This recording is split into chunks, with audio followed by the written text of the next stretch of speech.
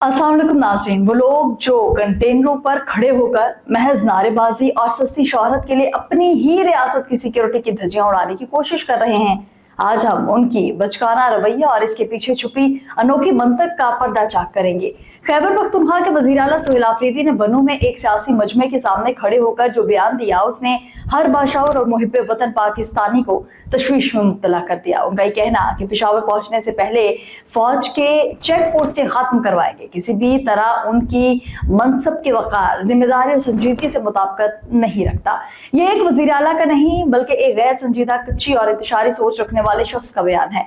उन्हें खैबर पख्तूनख्वा जैसे हसास सूबे में सिक्योरिटी और इन चेक पोस्टों की अहमियत, जरूरत और उनके पीछे छुपी हुई कुर्बानियों का एहसास दिलाने की अशद जरूरत है। नारे लगाना बहुत आसान है, लेकिन सिक्योरिटी की पेचीदगियों को समझना और उनका सामना करना बिल्कुल अलग बात। अवाम को बेवकूफ ना बनाए। जरा इस बात पर गौर कीजिए कि फौजी छावनियां इस पूरी दुनिया में दिफाई और हसास तंसीबात के तौर पर महफूज किए जाते हैं, चाहे वो अमेरिका हो, भारत हो या दुनिया का कोई और। सिक्योरिटी सबसे अव्वलीन तरजीह होती है। हिफाजती चौकियों को खत्म करने का ऐलान करना कोई सियासी कामयाबी या बहादुरी नहीं, बल्कि इस सिक्योरिटी के बुनियादी मुस्लिमा उसूलों को नजरअंदाज करके पूरे सूबे को दहशतगर्दों के रहमो करम पर छोड़ने की एक खुली दावत है। और यहाँ एक बहुत ही सादा, बुनियादी लेकिन इंतहाई चुभता हुआ सवाल पैदा होता है।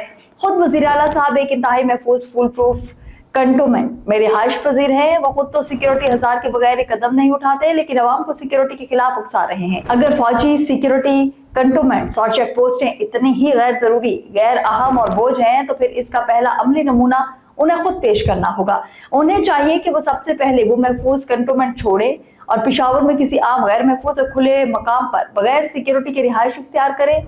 अगर सूबाई हुकूमत और वज़ीर आला ये दावा करते हैं तो वो अपनी पुलिस और सिविल सिक्योरिटी मशीनरी के जरिए आवाम को मुकम्मल तहफ़्फ़ुज़ देने में 100% कामयाब हैं। तो फिर सवाल ये है कि दहशतगर्दी के खिलाफ इस तवील जंग में फौज की कुर्बानियां, उनका खून और उनकी मौजूदगी क्यों दरकार रही। फौज वहां और इस वक्त आती है जब दहशतगर्दी, शिद्दत पसंदी और शरपसंदों का मुकाबला करना महज सिविल इंतजामिया और पुलिस के लिए मुमकिन नहीं रहता। गुज़िश्ता बरसों में खैबर पख्तूनख्वा ने दहशतगर्दी के खिलाफ एक तवील और खूनी जंग लड़ी है और बेशुमार कुर्बानियां देखी हैं। तो सवाल ये है कि इन कुर्बानियों में इस अमन की बहाली में सबसे बड़ी कीमत किसने अदा की। वो पाकिस्तानी फौज के जवान थे जिन्होंने इस अवाम के तहफ़्फ़ुज़ के लिए, इसी सूबे के अमन के लिए अपने सीनों पर गोलियां खाई। इन चेक पोस्टों ने दहशतगर्दों की दरअंदाजी, गैर कानूनी असले और तबाहकुन मनशियात की नकलो हरकत रोकने में जो कलीदी खामोश और मौसर किरदार अदा किया, उसे महज अपनी सियासी दुकान चमकाने और खोखले नारों की नजर करना ना तो अवाम के मुफाद में है, ना ही सूबे की सलामती के लिए बेहतर।